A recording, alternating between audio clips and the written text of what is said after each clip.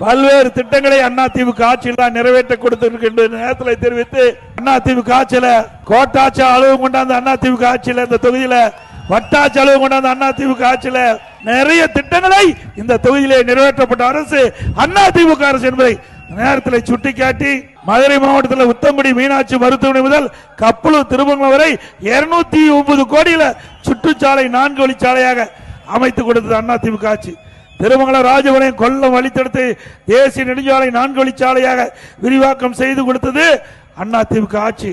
மதுரை திருமங்கலத்தில் கலை மற்றும் அறிவியல் கல்லூரி கொடுத்தோம். ஏழை எளிய குடும்பத்தில் பிறந்த மாணவ மாணவி பட்டப்படி படிப்பதற்கு அரசாங்கத்தின் சார்பாக குறைந்த கட்டணத்திலே அவர்கள் கல்வி கற்பதற்காக திருமங்கலத்திலே கலை மற்றும் அறிவியல் கல்லூரியை கொடுத்தது அதிமுக ஆட்சி.